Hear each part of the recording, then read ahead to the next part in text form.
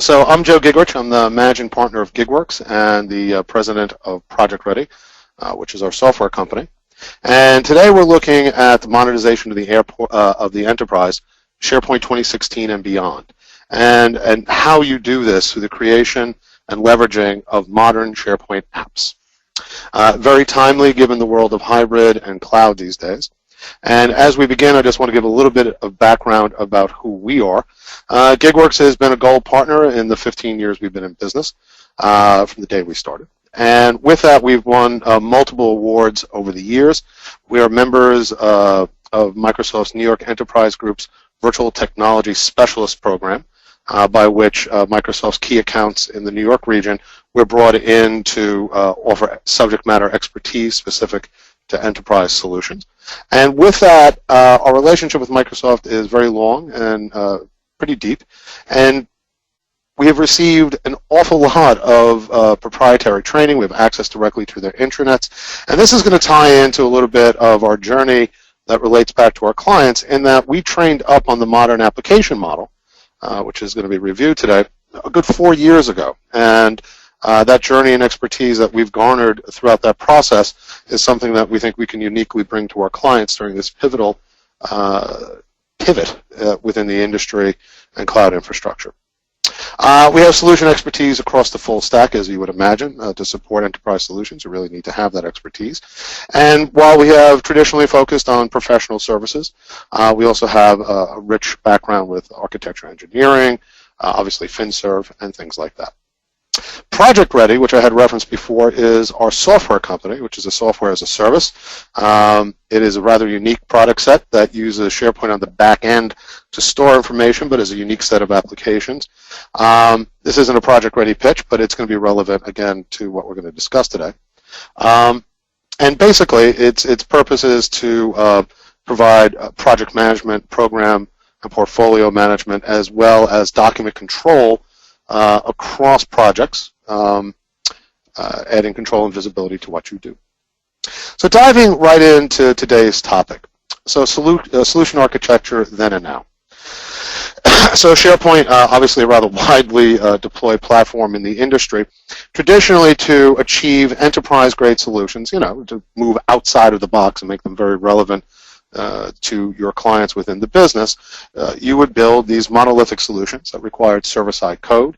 The solutions were typically one-offs. They're very IT-centric.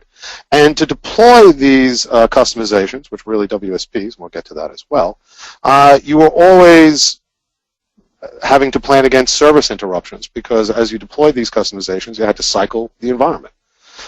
These solutions were deployed at the farm level.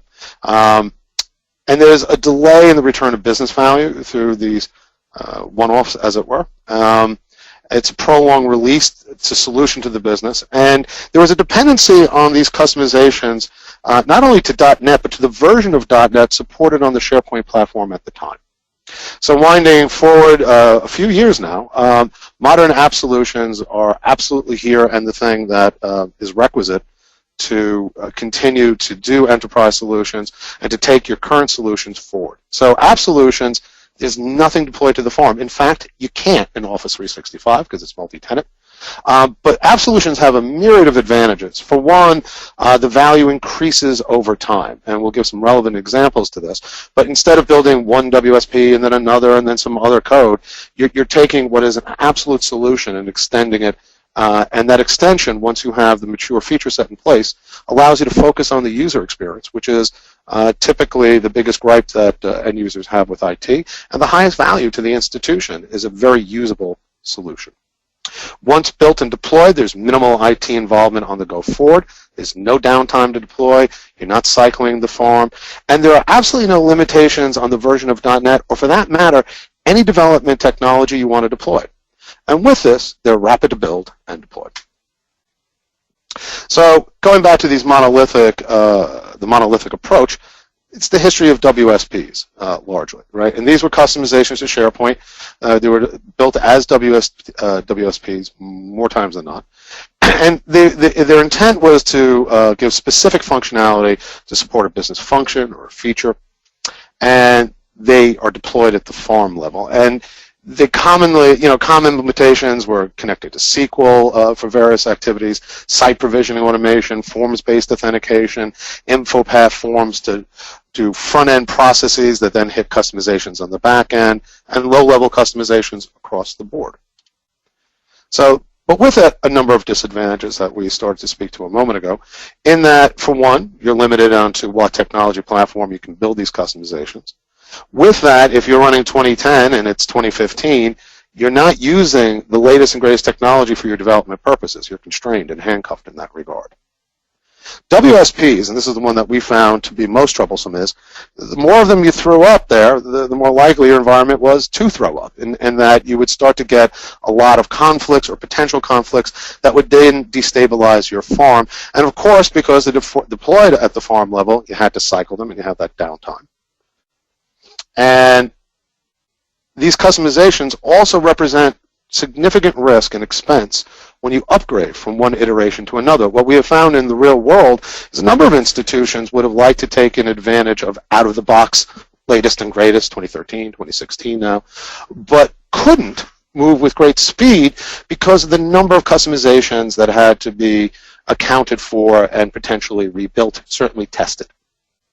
So with that, it's difficult to scale because you don't know what the cascading results of a multitude of WSPs are going to do to your environment, and how do you start to move forward in future SharePoint upgrades, and now most particularly hybrid and cloud. Continuing along, that destabilization, because these things are rather intrusive, the potential of unintended negative effects that you put it into the wild and a week later your help desk is just lighting up. You can really pull down farm performance, again, because they're sitting in the farm directly. And this can cause cascading failures, both from the deployment perspective, again, and just from things breaking. It also required a very high level of developer skill set to maintain these customizations going forward. And one of the big ones that we saw out there is there's a lot of need for cataloging and documentation of the inventory of WSPs and how they work, and best laid plans of mice and men, IT being what it typically is, which is often reacting to crises and limited timelines and resources. We have found that from clients from large to small, that their cataloging and inventory of these customizations is typically fairly wanting. And this makes it, again, even much more difficult as you go forward into future iterations. And pulling one out is as dangerous as putting one in. We're not saying these didn't work and there hasn't been great success, but these are inherent risk factors as it relates to that traditional approach. And the major disadvantage now is they just simply don't work in the cloud. And the modern app model, in fact, works on-prem, 2013, 2016, and in the cloud. And the great moral of this entire story that we'll harp on a couple of times is that whatever customizations you're doing now, whatever moves you're going to go to 2016, whatever hybrid or Office 365 environment you're contemplating, now is the time to stop that traditional monolithic development and really start to rethink and retool your approach to customizations. And those customizations really come in three primary flavors as it relates to the Office 365 environment. The modern app model underscores these three approaches. And the modern app model is where the application, what's old is new again, you're actually back to building true applications, sit traditionally out in Azure. Frankly, you could even run them in AWS, you can run them on-prem. But the model itself is to have an application that sits outside that core platform and then communicates via API and REST and all these other different techniques to manage, extend, and integrate, add features just not available on the platform by sitting in the middle of SharePoint and other line of business systems that you interact with. So point one is you can build your own apps. Instead of building WSPs, Gigaworks in particular would like to help you and your staff plan that journey and architect the reconstruction of WSPs so that you can move forward. But of course, that app model has also turned and released into the marketplace finished work, if you will, turnkey applications, and that's our Project Ready suite. And that journey does really underscore this whole process, and frankly, what we think is our unique expertise in understanding the full straddle. And then there's applications as a platform, which we are very, very prominent partners with Nintex, the #1 third party for SharePoint, and workflow in general in the world. And with that, they represent sort of that in-between land, not roll your own, not buy it finished, but a platform to help you build your own at a much more rapid rate. And in truth, it will more than likely be a mix of this as you move forward. But that's all driven by ROI.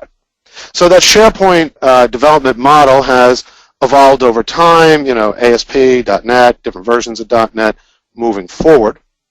And, the statistics we find really kind of interesting is that as we started to engage enterprise clients, not going to the cloud for years, if ever, and within a year's time, it's a seismic shift because the savings, the stability, the better cost structure that the cloud represents is just undeniable. If you're going to go into a data center refresh and your failover site, and you can spend $1 million or $2 million on that, my God, what you could get in terms of like functional, feature-rich services and applications to drive business objectives, as opposed to just driving a noisy room that creates a lot of heat. You just can't beat the economy of scale and price point that Microsoft represents. So the SharePoint application model, as I alluded to, is this, it doesn't matter, it's built for the cloud in Office 365. It can run on-prem, but it sits outside of SharePoint and gives you a lot of advantages. And let me just skip past this. And we'll distribute this deck to those of you who are kind enough to fill out the survey today. So the advantages of the SharePoint application model are myriad. For one, they're supported now and into the future. Whatever spend you're engaging in now, you'll be able to ride and maintain that value for, I don't know, it's IT, so decade may be too ambitious, but probably not, certainly the next 6 years. And because the SharePoint application model communicates, interacts with, but is otherwise a standalone application, you are not constrained or bound by the type of technology you work with. .NET, Java, doesn't matter. And so this gives you a great ability to leverage the skill sets in-house that you may have as well. We'll come back to that. The deployment and maintenance of apps, because again, they're not in the farm, there's no downtime in that SharePoint environment. Your app may be down, but the rest of that platform is up and running. People can access their data. And with that, modern apps are easier to maintain and scale. They're repeatable. They actually offer true quality assurance because you can go through the formal gyrations and machinations of product development. Works on-premise of cloud the exact same way. And as you go into your journey with either building your own apps or getting something like Nintex or our own product sets, you're now able to eliminate a myriad of WSPs, or that were formerly, a dozen customizations kind of working in tandem as a feature, into one application that represents that feature set. This will make, we have a couple of examples of this coming up. So you don't have custom code anymore on your server. The apps use OAuth and REST and CSOM, modern tools, and nothing on the server. The ramp-up time in the development of apps, even if it's your own, and certainly if you're buying a platform like Nintex or a turnkey like Project Ready, that ramp-up time is just greatly reduced, which means you're getting value to business at a much more accelerated pace. As you go ahead and you start looking at other hosted platforms, we are particularly fond of Azure. If you're going to, just its integration to .NET development tools and the whole bit. You can sandbox solutions. You can bring your apps to a whole nother level and just host them outside the environment, which is what we actually recommend. Modern apps lower IT burden because now you're building applications with that will increase in value over time. So as they're being deployed, your help desk doesn't light up because, again, they're much more stable because you can do formal QA and documentation against it. No maintenance windows, no upgrade windows. You can create all sorts of self-service and highly governed distribution of these solutions, and getting rid of that server-side intervention. And quite frankly, the other thing that we find really remarkable, like we have as part of our suite, a very unique integration between Outlook and SharePoint, where we can assign tasks out of emails. Pretty slick. We're very fond of it, but what was really compelling about this is that it's one file. We go into our SharePoint online, our Office 365 online tenant, admin screen, and we go, here, take this XML file, please, and give it to everybody in this group. So the deployment of these things is really pretty seamless to push these things out as you create your own store or use the Office store. So our journey. We've been doing enterprise, pretty high-end stuff pretty much for a decade now. And we had done, particularly within engineering and legal, a myriad, 12,000 hours worth of IP just in a few key unique offerings that we had as leveraged IP to our client base. We trained up on that modern app model 3.5 years ago, and 6, maybe 7,000 hours later now, we launched our own application suite. It just keeps getting better and faster in improvement, and we'll give you some very pointed examples, I think, literally maybe in the next 2 slides. So Project Ready subsumed all that information we had, and that was, you know, a series of well-calculated one-offs, all based on other successful solutions.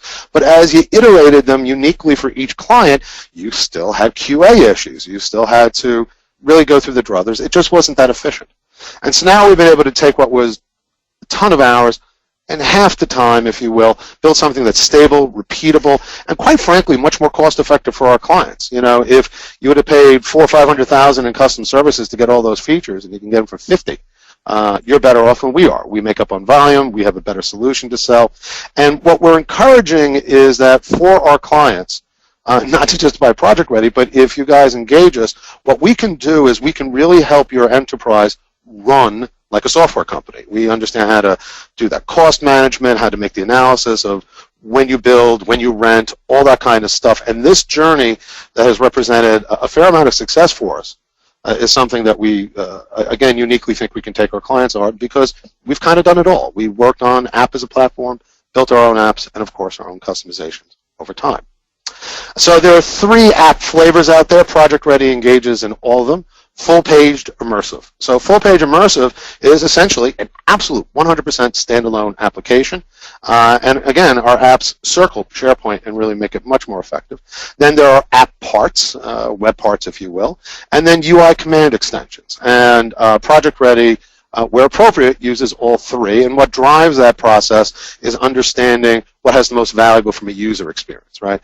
You know, if they're going to be in a certain section inside SharePoint, use an app part.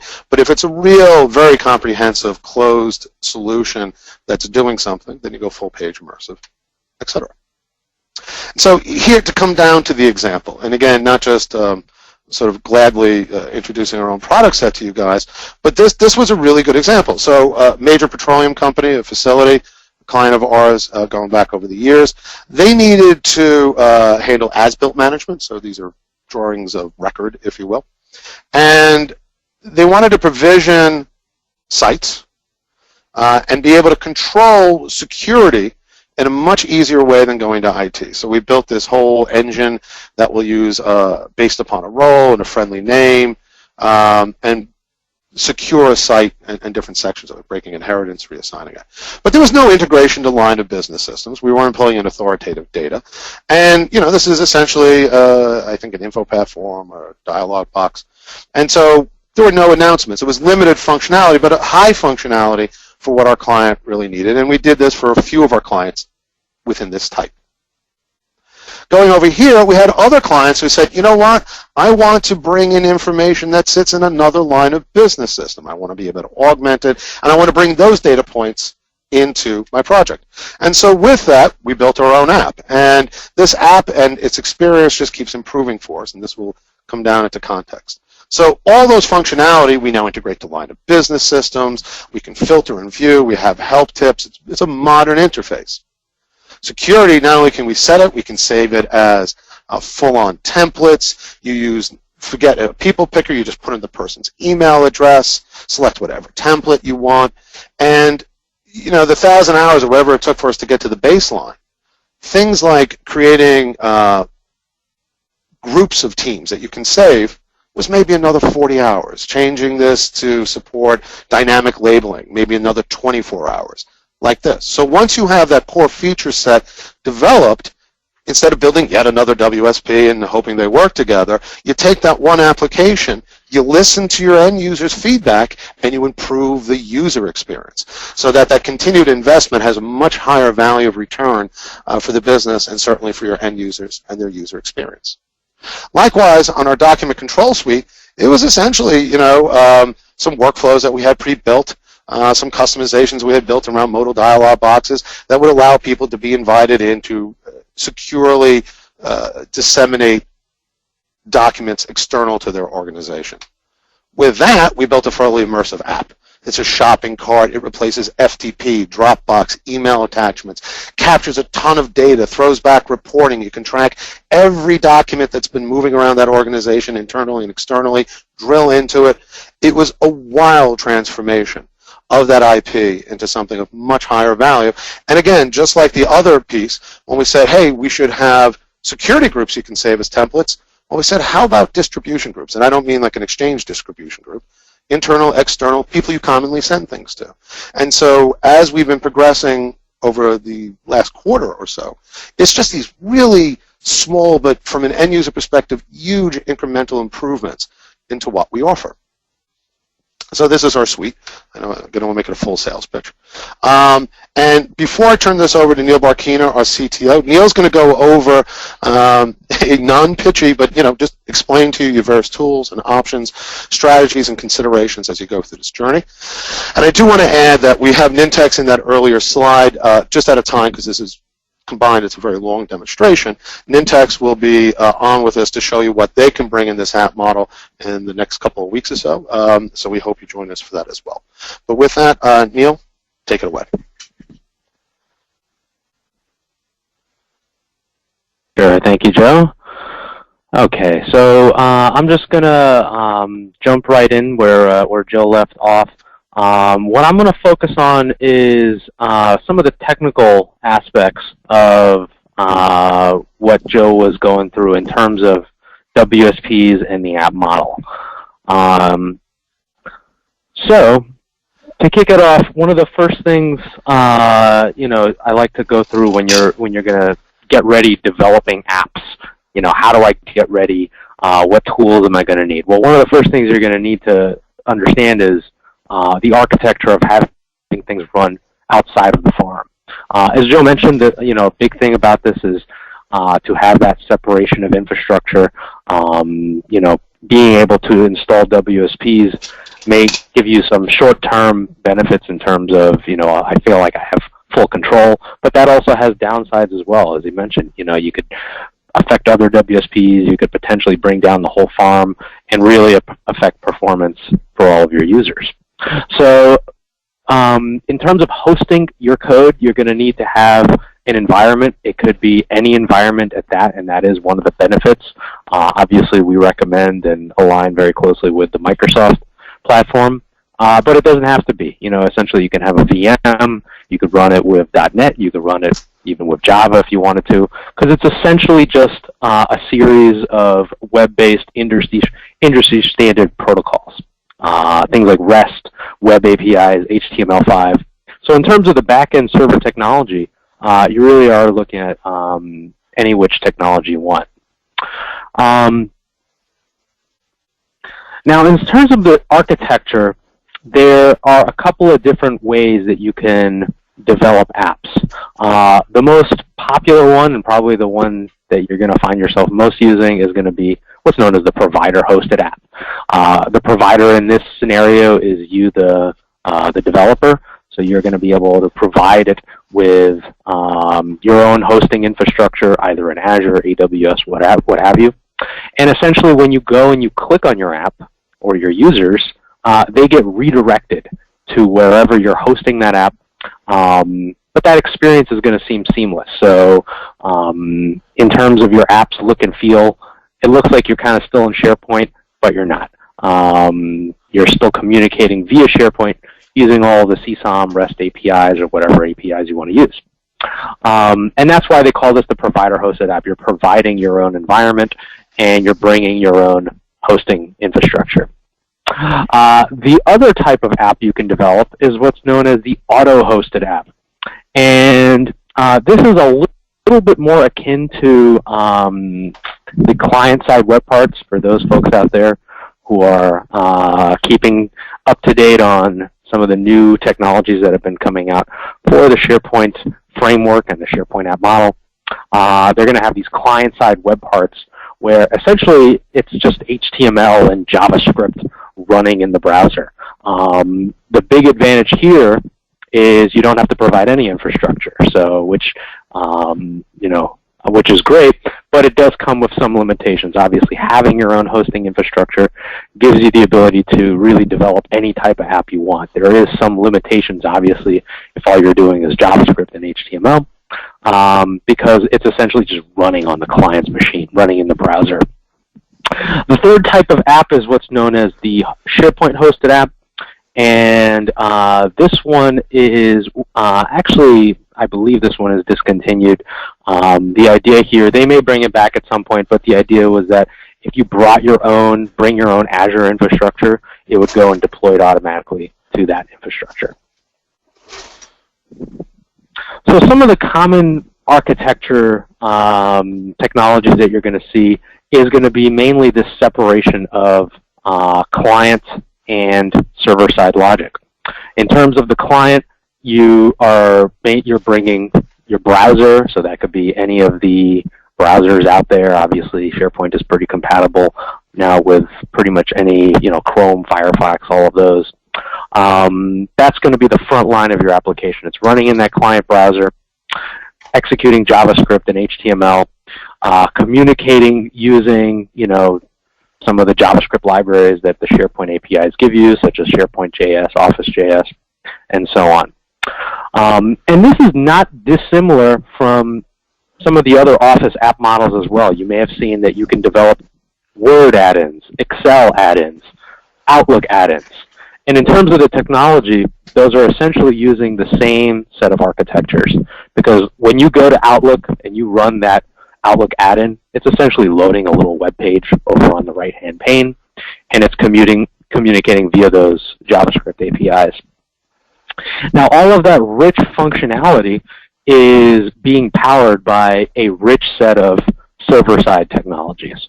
So, again, whether you're using provider-hosted or SharePoint-hosted, whatever's happening in the browser is being powered by server-side logic, potentially databases, SQL databases, web jobs. In the case of Project Ready, we have a series of Azure websites and services that are all facilitating, the rich functionality that you get in the browser. Those technologies are communicating via SharePoint using things like CSOM, REST, and you can even have this same sort of app architecture if you were running on premises. And that was one of the big drivers for us developing apps was, whether our customers are in the cloud or on premises, they didn't really have to choose because it supports both of those models. You can install on premises, you can install in the cloud, and it's one single code base. So for us, that was a very attractive proposition. Now, Joe touched on some of this previously. These are the different flavors you have to expect in terms of your apps. So, as I mentioned previously, your app runs outside of SharePoint, but that doesn't mean you don't have hooks and customizations that really integrate richly within the SharePoint environment. The first of those flavors is what they call the full-page immersive application. So you may click on a button, may click on an app. It goes and redirects to your app, like in our case, it redirects to the document control suite. Up at the top, you still feel like you're in the app because it's going to give you a way to go back to the site. It maintains that what they call the Chrome control or the CSS from the previous SharePoint site, and that's just a great sort of grounding for the end user so that they feel like they're still within the SharePoint ecosystem. Once the app finishes executing, or whether you click on back to site, you're back in the SharePoint world. And that's what the full-page immersive application experience affords you. Another thing you can do is develop app parts. So basically like web parts, you're still within the SharePoint environment, but it loads your app part within that space. And normally this is executed using basically an iframe. So whatever's in that little app part is actually being hosted on whatever infrastructure your app is hosted on. And the third type of customization is what's known as UI customizations. So being able to get little hooks into your application on the various different SharePoint user interface themes. So things like the ribbon, you have the ability to add your own buttons. You could put controls into, let's say, the call-out button. When you click those three little dots, you can have a link to your application. And all of these customizations actually do still support on some of the new modern team sites. So for those of you who have played around with those sites, you've probably seen that document libraries have a new user interface, sites have a new user interface. However, your buttons will still be compatible with those interfaces. So that is a nice little backwards compatibility thing they did. So why is REST important? Well, REST is really a great industry standard. First of all, it's very simple to use. So it's you don't need any complicated web service technologies and providers. It's really designed to work across different platforms, whether that's the Microsoft world or the Java world, and allows you to interface with all of those different systems. All of the information that gets passed back and forth is what's called JSON or JavaScript object notation, easily parsable and consumable within your application, and you can even test within the browser. Now, in terms of the authentication, SharePoint usually uses OAuth pretty much exclusively. OAuth is a great technology, and again, another industry standard. The concept being that rather than going in and typing your username and password every single time, you're essentially giving the keys to another application to do things on behalf of you. So you log in one time, now it has what's known as a token, and that token can be used to access either a set of applications for a certain period of time or an extended period of time, whatever is configured, but you don't have to keep passing that password back and forth. Another example that you might see OAuth used is all over the internet, things like Facebook, Google, they all use this technology, so obviously it is quite widely adopted. Now, in terms of communicating with SharePoint from your app, there's a couple of different ways you can do it. One of those is CSOM, which stands for the Client-Side Object Model. Those come in a number of different flavors. If you're in the .NET world, there is a .NET version of that library. Essentially allows you to run all of the different SharePoint functions that you would have run with a WSP or a farm-based solution. So, and I can attest to the fact that they really did a great job of really converting the entire library. So, if you have experience running or developing WSPs, you're not starting completely from scratch. You already know a lot of what you need to know to go and develop these solutions. And really the biggest difference here is the way you go and you actually execute your command. So, one of the things that you might be used to in the farm-based world is you run a command, executes immediately, not so for CSOM applications. So CSOM, you have to actually queue up all of your different commands and execute them as a batch.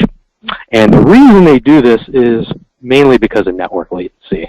If you were just battering away at the SharePoint farm over the internet, your applications would just run extremely slowly. So an optimization around this was, instead of requesting an entire list or library, you actually have to say exactly what you're requesting, which fields, which content types, and so on. There is also a JavaScript version of the CSOM model. So if you were writing, let's say, client-side web parts or any sort of thing that runs in the browser, you don't even need a server-side backend, because the JavaScript libraries have pretty much the same access and functions as the entire .NET library. So, if you weren't even running within the SharePoint world, this is another great option. Now, in terms of actually assessing what you need to do to hit the ground running with this, one of the first things I like to tell my customers is take an inventory of what you have. go into SharePoint, go into Central Admin, take a look at all of the different WSPs that may be installed. Which ones do you need? Which ones do you not need?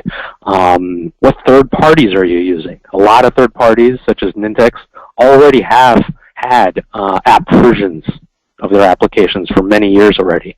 So that's a good place to start. Now, in terms of the approach, what I try to look at is all the different customizations you can have. Obviously, there's a lot of different ways that you can customize SharePoint. And if you've written a lot of that stuff for farm-based solutions, the good news is that the SharePoint Modern App Model has given you many different avenues and pretty much covered all of its bases. Now, in terms of workflows, if you have a lot of custom workflows, trust me, just go use Nintex. It's just a great platform, and it's just going to save you a lot of headache. If you have event receivers, I see this all the time. Now, SharePoint in the cloud actually gives you the ability to do remote event receivers. So let's say something changes in a list or a library. SharePoint can actually go and call out to your app. I believe it has about a 30-second window to respond, but you can at least subscribe to those events and respond to those in kind using whatever backend you have. With web parts, you have obviously the app web parts. Ribbon customizations are still supported. If you have any custom reporting, I strongly suggest take a look at Power BI. It is just an excellent, excellent cloud-based reporting solution. Most of the branding customizations that you have are usually still supported. You can still open up an Office 365 site or a SharePoint 2013, 2016 site in SharePoint Designer, make master page customizations in CSS. So that has not changed that much. If you have any special auditing requirements, definitely take a look at what Office 365 has. They have a rich set of reports on that front. And if you have any on-premises, applications, definitely take a look at the cloud. We always tend to lead with the cloud, but obviously we know some customers are still on-prem. Now then you get into some of the more deep customizations, which things like layouts changes, site definitions, directly querying the SharePoint database. Well, guess what? These were never really supported anyway, so you were probably doing something wrong. But the good news is, if you use apps, you can upgrade with ease. You don't have to worry about things, because honestly, when you used to do these type of things, and I was guilty as well, all you're doing is complicating your upgrade and your infrastructure. So definitely go with apps, and you're going to save yourself a lot of headache. So just a quick slide on some of the future technologies to also be on the lookout on the horizon. We talked a little bit about the modern team sites.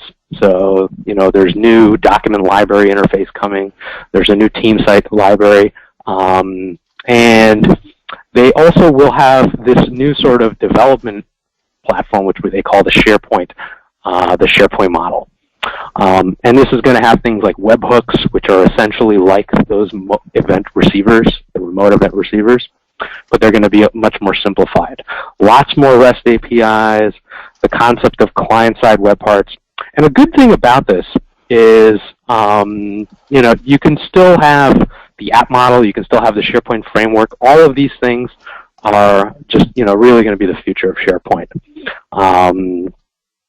WSPs are still obviously supported, but, the theme of this whole thing is you want to go with apps, you want to be using the modern tools, and for all the reasons that we mentioned.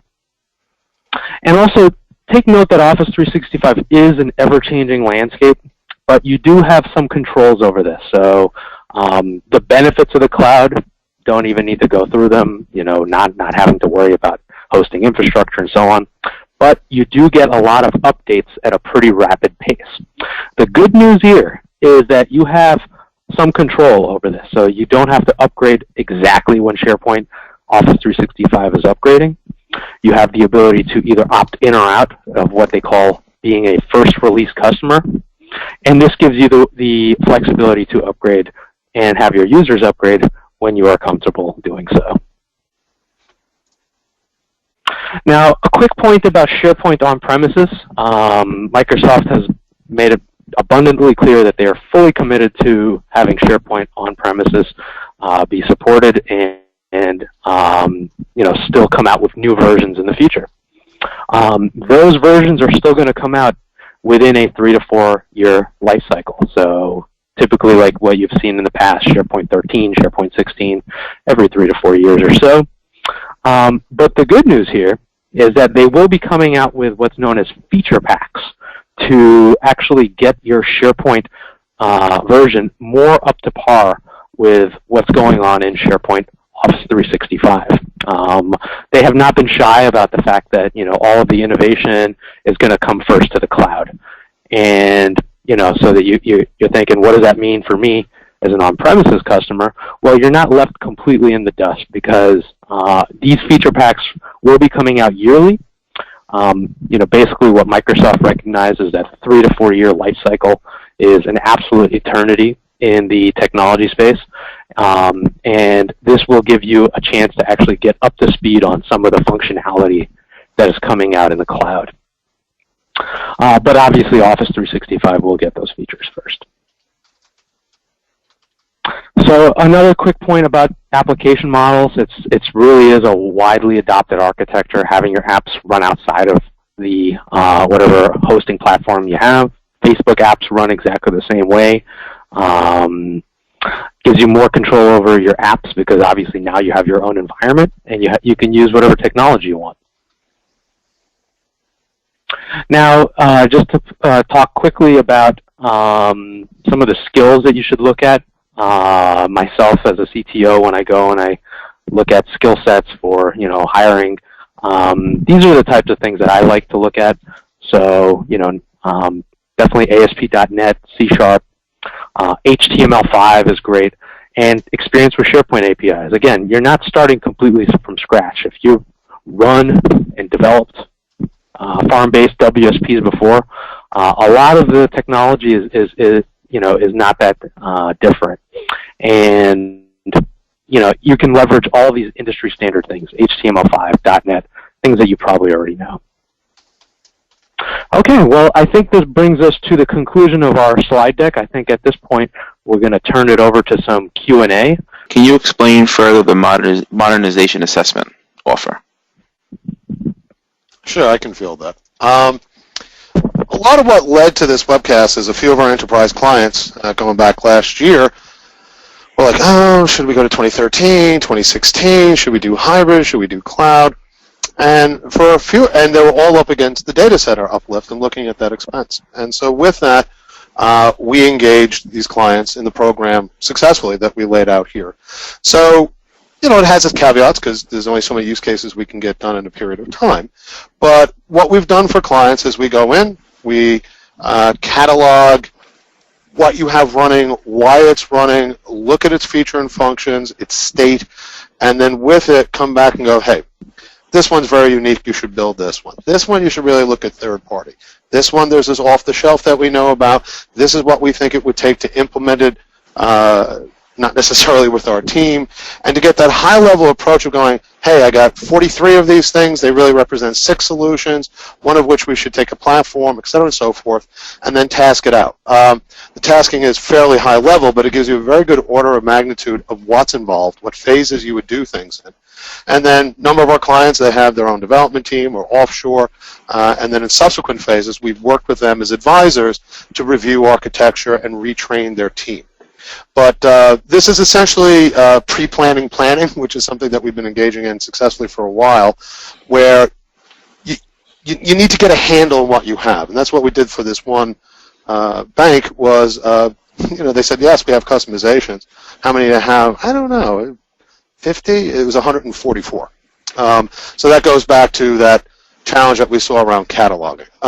If this is too vague a response, we have specific questions around this, you can follow up here or happy to take a call offline and go deeper into what that does. We also do, it also does qualify for Microsoft funding along deployment planning services, et cetera, because you really are planning for this move, right, to 2016 elect. So it's very much within that program, and a couple of our clients have paid for that entirely based upon their EA benefits from Microsoft. Absolutely. So we do want to thank everybody coming out for today, as always. This really is incredibly well timely and important. I think there's something literally like over $1.5 billion worth of customizations that have been built over the last decade that simply won't move forward. So digital disruption, cloud, call it what you like, it is absolutely here. And just by virtue of the fact that we built enterprise solutions for years, built our own apps, work with other third parties, I will say without in full sincerity that we really do think we're uniquely positioned to help clients on that journey. Happily welcome any one-on-one conversations and, of course, any other additional literature or anything else that you want. And then finally, please do come out for the Nintex one. They really are no joke. They're a great product. They're a great team. And we look forward to checking that out because that's your, essentially your third choice, right? So anyway, thank you again to everybody. And see you, I guess, in the next week or two on our next webcast.